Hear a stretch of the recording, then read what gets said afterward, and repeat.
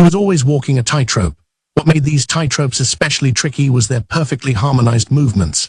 When adventurers cooperated, their fighting power got a huge boost, so she figured these two had surely increased theirs quite a bit. Shit, monsters teaming up and cooperating, that didn't make sense, but she realized she was in no position to talk. The other members of her team were human, but she was undead. She was in the same position as the maids. A bang rang out. The crystal shield around her weakened. It was as good as gone. Cursing, she frantically took some distance from Alpha, who was in front of her throwing a punch. Everlai was a vampire and possessed physical strength that defied common sense, but Alpha S surpassed it. The only reason she couldn't catch up was fly. Concentrating on casting, magic always made it harder to move around and keep a good distance. It threw off one's depth perception. It was also hard to focus while running. That was why casters always stopped to launch spells. Everlai was making the mobile battle work by simply taking care to fly and put distance between her opponents and her. That didn't make her special. Pretty much any caster had trained with this strategy, although how well they could execute it depended on their individual ability. In that sense, her ability was first-rate. She had the flight powers of a vampire and 250 years of practice. Even Everlai, with all her know-how, had to focus to escape from Alpha. She was moving laterally in a huge circle around the entire square, but she had two opponents. With a hard bang, her barrier completely disappeared. She felt she wasn't getting her money's worth out of Crystal Shield if it disappeared after a grand total of 3 hits, but considering the level of her opponents, it couldn't be helped. Sand filled all. Sand spread throughout the area, trapping Alpha, but it didn't reach Delta. She couldn't use this wide-ranging area of effect spell when fighting with her team for fear of affecting them, but it obstructed enemy movements with the sand clinging to them. It also had the secondary effects of blindness, silence, and distraction. Not only that, but thanks to her ace move, imbuing the sand particles with negative energy, it ate away at the maid's life energy. It was a tier 5 spell of her creation, one of the strongest cards in her deck. But Alpha's movements didn't slow, and she didn't even seem to be taking any damage. What the heck? She appeared to have perfect resistance to both travel obstruction and negative energy. I applaud you, you certainly have your resistances all set. Instead of returning the compliment, Alpha blurred. Her kick flew at Everlai's face as if she had teleported a short distance to appear right in front of her. As her mask crumpled with a screech, Everlai was knocked far back. After bouncing along the ground thud, she finally came to a stop and shook her spinning head, then stood up. By then, Alpha was already practically on top of her. Crystal wall. Alpha's fist collided with the barrier of crystal in front of Everlai with a thunderous bang. Lines radiated out from the impact as if her protection had been struck with a wrecking ball. With a grunt and the thud of a foot striking the ground, a shock went through the radiating cracks. The wall shattered toward Everlai. Far Jin. Just then, she briefly sensed the tremor going through the ground as she was using fly to get some distance. She couldn't tell where the earthy rumbling was coming from, but she knew one thing straight away: it was because of the other two battling it out. They were still fighting, but maybe they were headed for the climax. Don't mind if I buy some more time then? Everlai screamed and charged at Alpha, who was heading her way to attack. She would devote her body and soul to buying just a little more time. Her special attack was born of that determination. Alpha's hands traced circles on their way into a fighting stance to intercept. Everlai felt like an impregnable fortress was towering before her, but she didn't stop. 5 late fire moon, September 3:53 a.m. Aints dove into a house in a tangle with Jaldabaoth. He slammed Jaldabaoth against the door, and it shattered in a spray of splinters. The room was dim and cramped, with no lights, not an easy place for Aints to swing his swords, which put him at a disadvantage. He ignored Jaldabaoth and walked farther in.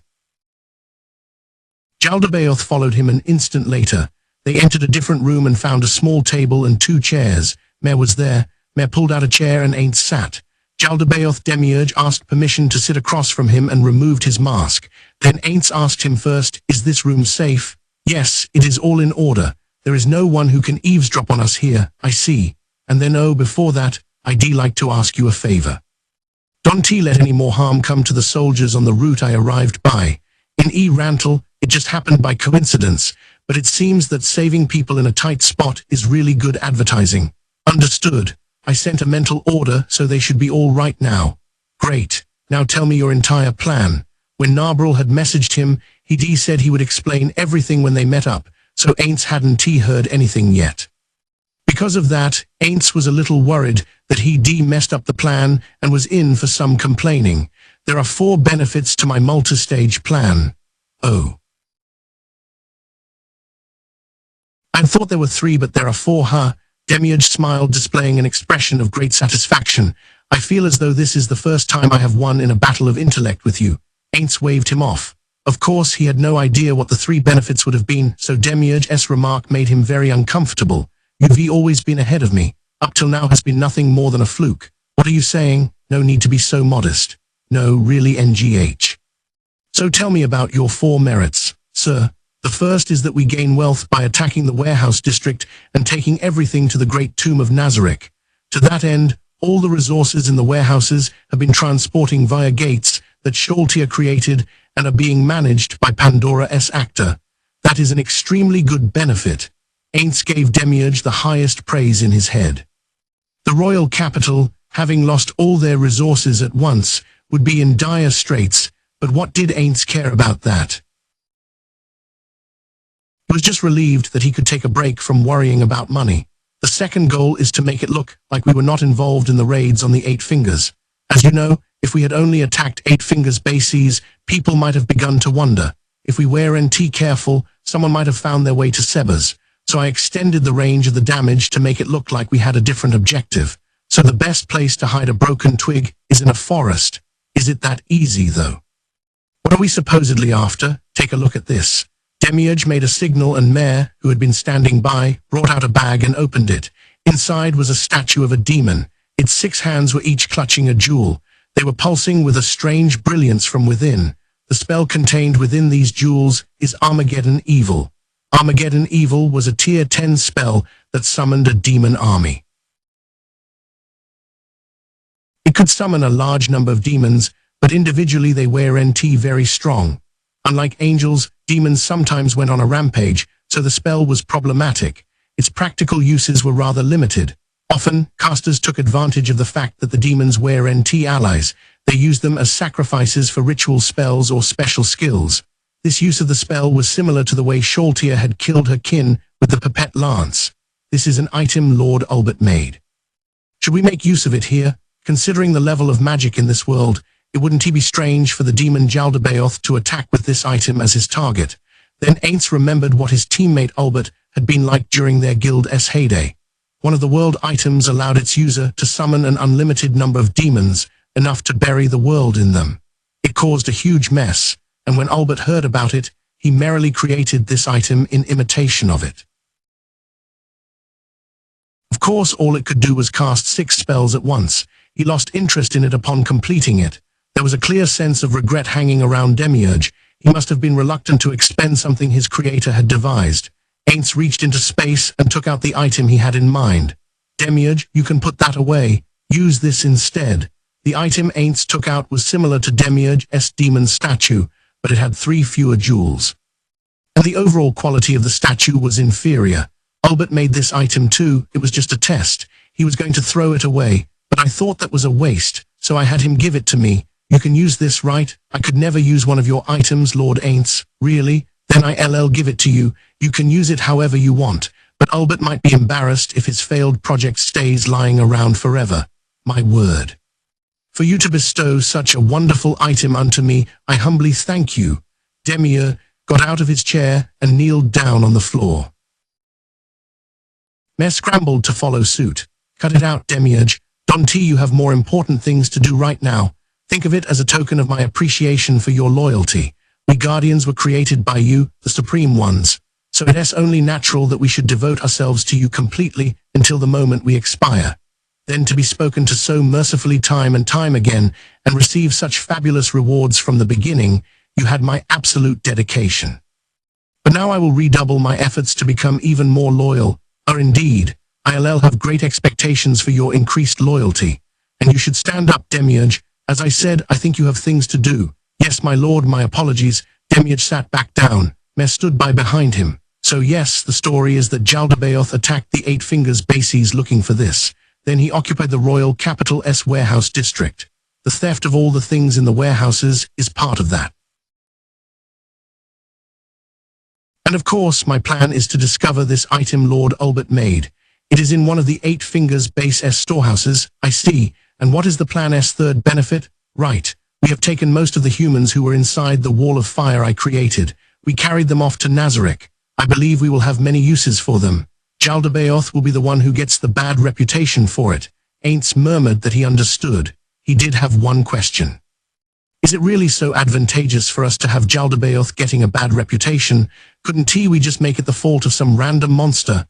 Oh, so the point is to earn this reputation? That is correct. I am thinking to make Jaldabaoth king of the demons. Ah, I get it. You are going to use him for one of the plans I ordered you to carry out. Demiurge bowed, saying, that is correct. Aints recalled the orders he had given him. He tasked Demiurge with a number of things. This must have been for the one about creating a demon king, and that connects to the 4th merit of this plan, which is that it serves as a test for the incident we will cause in the sacred kingdom. Aha, thought Aints. Then he remembered something he'd been wondering about and asked, by the way, did you bring all those demons from Nazarick? Heavens, no, I would never do such a thing without your permission, my lord. I cleared Albedo to let you have full privileges for this operation, so I thought you had mobilized Nazarick forces. No, I had the evil lords I brought with me summon them. After a day, the usage limits will reset, so the cost to Nazarick is 0. I see, so that's why there are some demons I didn't recognize from Nazarick. Got it. Then I have a different question. You said you abducted all the humans within the Wall of Fire and took them to Nazarick. But is that true regardless of age and sex? Demiurge seemed confused as to what difference it made, but he said yes, which left an unfavorable impression on Aints. What happened to humans was no particular concern of his. He had been a human at one time, but since inhabiting his new body, he didn't feel close to them. He practically thought of them as a different species. If it would benefit the great tomb of Nazarick, he would kill any number of humans with no hesitation. But he still had qualms about killing infants. Was this also a vestige of Satoru Suzuki? Aints exhaled a deep breath, although he didn't have lungs. Demiurge. Please give anyone who has not wronged me or the great tomb of Nazarick a painless death. Demiurge said nothing but bowed deeply. What Aints Ulgaun prioritized was the peace of the organization and the calm of his loyal subordinates. Having already abducted the infants, they couldn't just let them go safely. That could lead to intelligence leaks. He wasn't against a plan to cultivate humans inside Nazarick who would work with blind loyalty. But there wasn't any advantage to doing it at present, so the plan he proposed was the most mercy he could show them. Okay, so is that about it? I have 2 more things. First, thanks to Mare, another wonderful potential benefit has appeared. Aints glanced at Mare. The boy was fidgeting awkwardly, which is, we're currently working on training, so we're not sure if the plan will work out. I'll explain it when we get back to Nazarick. The other thing is that since they haven't appeared so far, I imagine there is a good chance the people who brainwashed Sholtia don't have anything to do with the kingdom. Ah, I see. So is there something you need my help with? Not aside from repelling me in this battle right now. I'll do my very best to make you look good, my lord. Got it. Then before I drive you off, do you mind beating up my armor? If it makes it through this without a scratch, it will be hard to convince people I fought someone as strong as you. Then would you please take it off? I couldn't possibly attack it while you were wearing it, Lord Aints. If I take it off, it'll get all dented, and I won't be able to put it back on. For the battle with Sholtia, I had the blacksmith make me pre-broken armor. That was how I was able to wear it. If you pummel this suit while I am not in it, I won't be able to get in. Aints chuckled to himself. The Guardians weren't sure if they should laugh or not and had vague looks on their faces. You are Lord Aints. Wasn't that armor made with magic? Nope. This suit wasn't. You might have thought so, since I am wearing it as a caster. But the reason I can equip this is because I used a spell that turns me into a warrior. After messaging with Albedo on a break on the way to the capital, I changed just in case something came up. It seems like that was a good move. Sustaining the spell to turn into a warrior on top of his other continuous spells meant that the constant consumption of MP negated his natural MP recovery. This meant the amount wouldn't increase. If he cancelled the warrior spell in an emergency, he would start with fairly depleted MP. But he felt it was the right choice to operate as a warrior this time. If he hadn't, there would have been a lot of issues. These issues would have started around the time of his first fight with Demiurge. When he heard Aintz's remarks, Demiurge's narrow eyes crinkled into slits. As I would expect, you have everything in the palm of your hand, Lord Ainz. I can't believe I thought I could match intellects with someone so sharp. You are out of my league, he murmured softly as he smiled. Aintz's back began to sweat, although that shouldn't have been possible. Oh, should we get back to it soon? Demiurge, I am counting on you to rough up my armor. Understood. Mayor, I want you to send a signal to everyone. Can you cause an earthquake as you promised? 5 late fire moon September 3:56 a.m. Eat this my electric shock. Lightning flashed and hit one of the maids. Guire, oh dear. With an extremely contrived scream, she was launched a bizarrely long way back, as if she had jumped herself. And just like that, she disappeared down one of the streets. The maid with rolled curls threw a dagger with a dainty grunt. The knife seemed to lack motivation. It described a leisurely arc before hitting Narbarl. Kyarog, Narbarl screamed, with a totally normal facial expression. She pursued the maid who had been knocked back. Entoma went silently after her. They all ran one after the other down a street. The maid with braids was in front of Narbarl. Entoma and the maid with rolled curls were behind her. It was like a pincer attack, but with absolutely no tension. There was no tension, of course. What little will to fight there had been had completely melted away. The atmosphere had shifted to one resembling schoolgirls chatting at a cafe. Okidoke. Negrido has taken measures against surveillance in this area, so we should be safe. Really? In that case, long time no see, Lupu. The maid with braids, Lupus Regina Beta, laughed through her mask. Long time no see, na. I haven't seen you since Lord Ainz took you away. I've been back to Nazarick a few times, but you were always at the village. Yes, I guess we were always just missing each other. Actually, I haven't seen you in a while either, so I haven't either. But shouldn't you talk a little more? Oh, it bothers you just like Yuri, huh? So it's okay. I know there's a proper time and place, just like N. Okay then, by the way, why isn't Entoma talking? I guess you doesn't want to. That little bitch stole my voice. Narbarl nodded. Entoma hated her real voice. That must be why she wanted to avoid talking as much as possible. I want to steal her voice. As usual, she was wearing a bug, so they couldn't see her face, but the intensity of her anger and urge to kill was expressed well enough. You can Lord Ainz left with her, so if she doesn't make it back alive, it will hurt Sir Mommon's reputation. Entoma pouted at Narbarl's response, but she didn't argue back. The master's reputation or her own desires. There wasn't a combat maid among them who didn't know which to prioritize. She is pretty strong, what is her name? I don't care about that crane fly's name, so I don't know. I think it was evil something. You're awful, huh? Haven't you guys been fighting together so far? Solution responded instead of Narbarl, who had scowled at the word together. Pretty sure she is Everly from the Blue Roses. She was in the reports from Master Sebas. Oh yes, that was her name, Narbarl affirmed. Once someone had said it, she had a feeling that was correct. You okay, not go and senile, are you? Can you remember the names of humans? I can. It might be important for work, so I pay attention to proper nouns. Me too, or more like, me and the humans get along pretty well. ITS no trouble for me. Narbarl was just a little shaken by the realization that she was the only one. Just as she was thinking that maybe she should pay more attention and learn their names, they heard an explosion. The buildings on either side of the back alley blocked their view, but they could guess who had caused it. Seems like they were fighting for real over there. It's Yuri and Shizu after all. Those two would take it seriously. But if the battle hasn't been decided yet, that means they aren't going all out. If it were me, I'd fight all out until I was practically dead. Everly is pretty strong. If it all came down to level, Yuri and Shizu probably couldn't beat her. Faces of the combat maids darkened for the first time during this fight. Except Narbarl, she was confident. They'll be fine. All eyes were on her as she continued. I think Everly is an elementalist like me, an arcane caster who specializes in a specific type of energy and then specializes even further. It makes her attack power really high, but neutralizing her specialization will weaken her. The Earth Tree has acid, poison, and gravity, right? So how does she use crystals? There is an Earth type that specializes in gems, Limiting herself to crystals probably made her even stronger. Specialized in pure physical damage magic that deals both crushing and stabbing damage.